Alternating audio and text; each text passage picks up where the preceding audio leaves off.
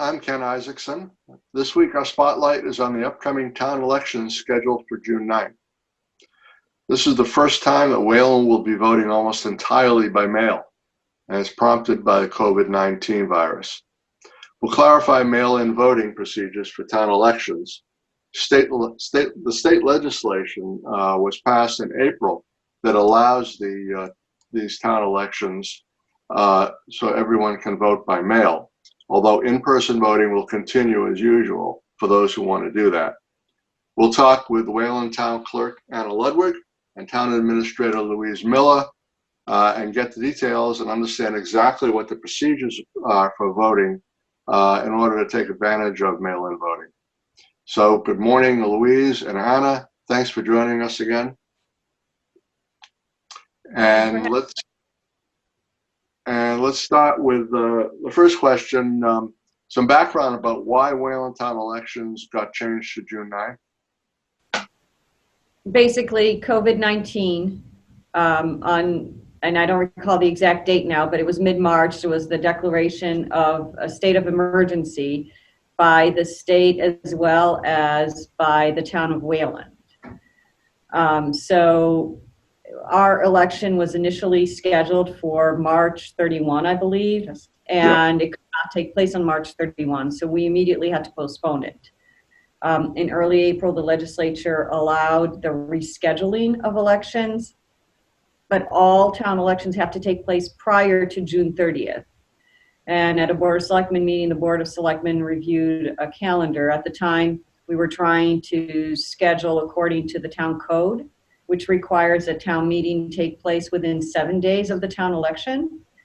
So the date of June 9th was selected at that time. Okay. And just to review, we have a copy of the ballot, which we'll put up online and we'll have available on our website as well. And I know obviously the town clerk's website has this, but what will residents be voting on at this election? Voting for the various candidates for offices that are listed on the ballot, and then there's one question at the bottom regarding the roof at Clay Pit, or a local roof. Okay. This election is being handled differently from all others, so explain why we're doing this by mail. Well, we're not doing just exclusively by mail, but you can in-person absentee vote, you can vote by mail, early vote by mail, or absentee vote by mail, or vote at the polls on election day. Again, it's prompted by the COVID-19. And there are different options for how to go about voting by mail. There's absentee in person, absentee by mail, early voting by mail, and in person at the polls. It sounds like it's really very complicated. Can you boil it down for us? Explain the various options and maybe simplify it for folks. Right. Absentee voting has always been available in Massachusetts. Massachusetts does not have a no excuse absentee voting. What the state did was allow for the municipal elections prior to June 30th, early voting by mail, which is a no excuse. So you can request an early voting, you can request an early voting application to vote that way. Or if you want to, the state also allowed, if you're taking precautions, you want to not come to the polls because you're taking precautions against COVID-19, you can request an absentee ballot. They're very, very similar, except for if you vote by mail on early voting, it's one and done. If you vote absentee ballot, you could, if you change your mind and wanted to come to the polls and vote, you can do that, as long as your ballot hasn't been put through the tabulator on election day. Okay, so you can just change your mind, and the residents do that? Does that often happen? Some do. There's a few that do. Yeah, it does happen. But you can only do that if you voted absentee. Okay. Early mail-in, you cannot change your mind. Right, and the other caveat with the absentee ballot, you have to appear at the polls before your ballot is put through the tabulator, because each ballot that's received absentee is checked in on election day, and the envelope that the ballot's in is opened, put through the tabulator, and then the application is checked out. So as long as that process hasn't completed and you showed up at the polls, you could theoretically vote. Okay. Ballot would not count. If someone votes by mail, sends in the application by mail, will you be sending them an acknowledgement that you received that application? It depends whether there are questions or issues. Some voters ask questions. For example, yesterday I received over 100 emails. So probably about 20–30% of those emails were acknowledged for various reasons. We're trying to turn the ballots out once there's an application that's received within 24 hours to 48 hours. So that's what we've been doing. We just don't have the staff to answer every email. Yeah, you'll be getting a lot. How many have you gotten so far? Do you have a count? Probably 450, 500 applications that we've sent out ballots for. Must be putting quite a strain on your department. 7 days a week. What are the safeguards to ensure that nobody can vote twice? When an application comes in, it's logged into the state computer. When a ballot goes out, that's logged into the state computer. When a ballot comes in, it's logged into the state computer. Then physically, the ballots that come in are organized by precinct, and they're checked to see, and they're organized by precinct and street address. So they're sent down to the polls for election day, and they're checked in alphabetical order to see if there's a second ballot that's received. On election day, each ballot is checked in again and the application's checked out. So there are a number of points in which we could catch a second ballot if someone were to vote twice for some reason. Okay. What about voting hours, locations? What about safety at the polls? Safety from the viruses, mainly. Board of the Selectmen hasn't changed the hours for voting at the polls, so the polls remain open from 7 a.m. to 8 p.m. Those are the hours. In terms of precautions, there'll be most likely a reduced number of poll workers. I've walked through the poll locations multiple times, most recently this week at the middle school, and we're setting up for one-way traffic. We're putting up germ barriers or between their plexiglasses between the poll workers and voters. Residents are encouraged to wear a mask. If they don't have one, they'll be offered a mask. They'll be offered pens. If they don't have a pen and would like a pen, there's a disposable pen that's allowed. There'll be signs. I don't know if we're going to mark the tapes, but the floors with tapes. However, there'll be cones for social distancing as well as signs for social distancing. Those are some of the things. And the workers will all be provided masks, gloves, and shields. We've been manufacturing face shields in the town building, and the worker will be also provided with a face shield. Yep, there'll be hand sanitizers. There'll be hand sanitizers. I met with facilities who are going to do a deep cleaning. I will deep clean the machines beforehand and be asking poll workers or facilities to periodically clean the machines. In terms of the setup of polls, each of the polling locations have a number of exits, so it'll be a one-way traffic. However, I'm looking at positioning some of the poll workers into some of the exits. For example, where the room where voting is, they may sit, the table will be within the poll, they may sit partially in another room. The other thing I'll be doing is I'm asking poll workers to work split shifts, and within the shifts, I'm asking them to rotate through.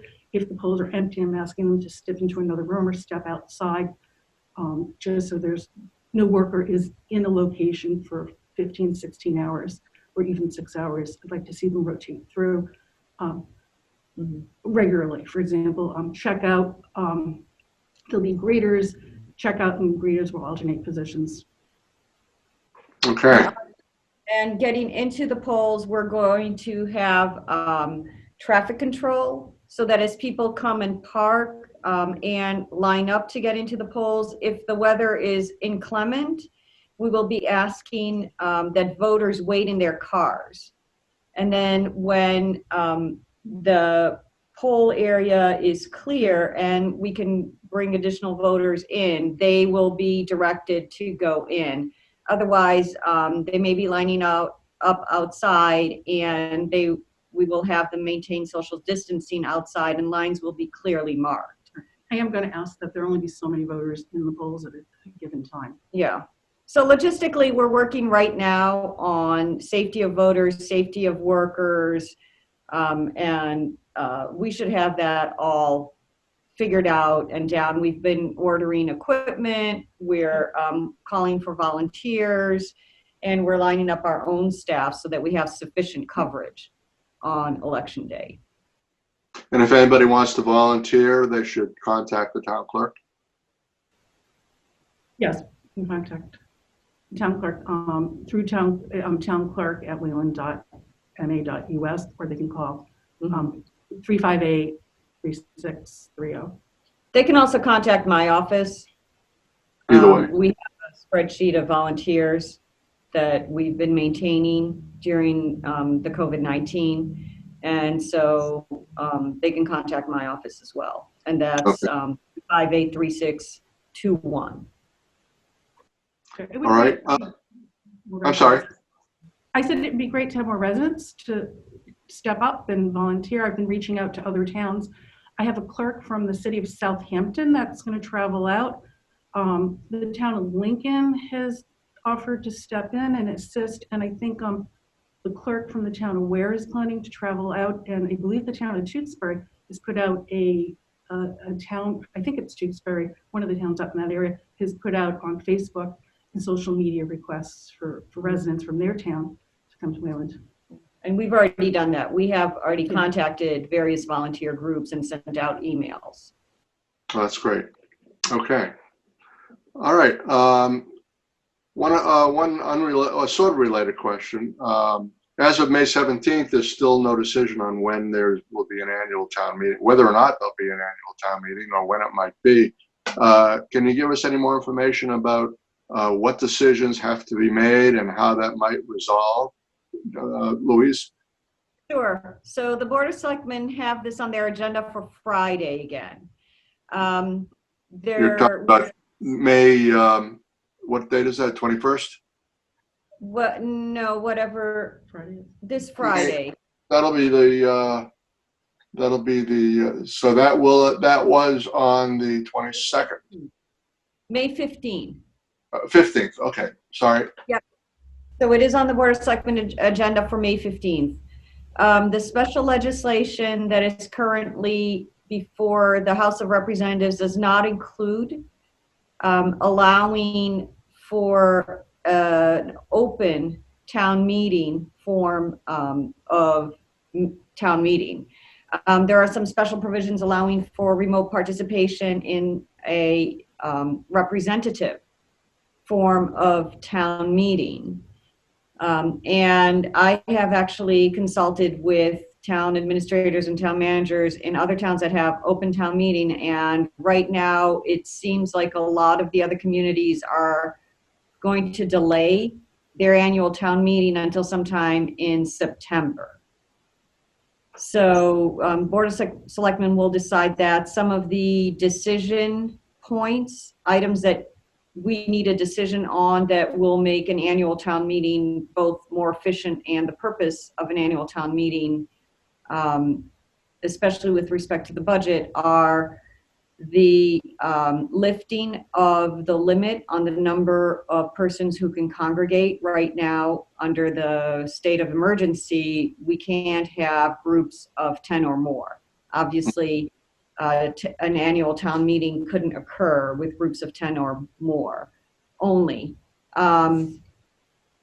There is also an open question of even if the number that are allowed to congregate increases, if the number is set at 100 or 250, does that mean that if 255 residents show up to participate at annual town meeting, only the first 250 are allowed in? So there are a lot of those types of questions that need to be worked through.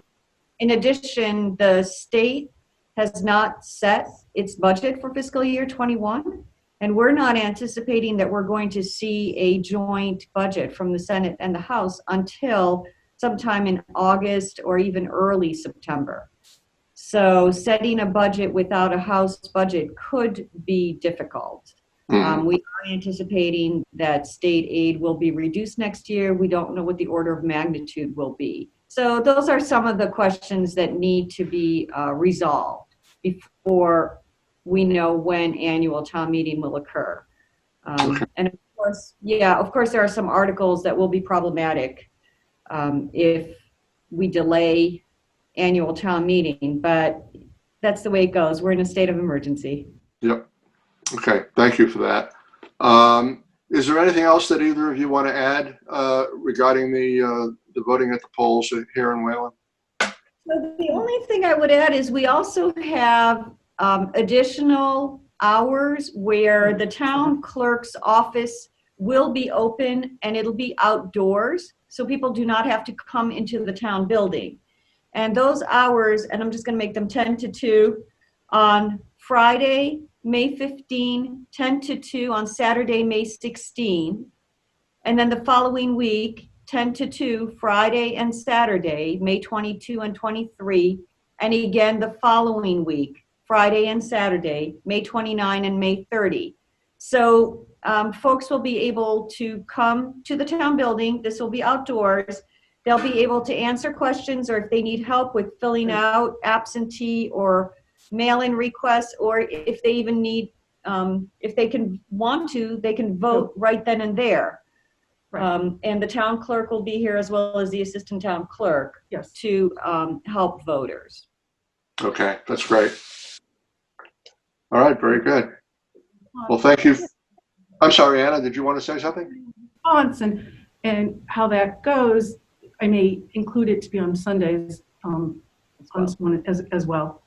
But any voter can call the office and make an appointment, come in and vote out, and I'll meet them either in the parking lot.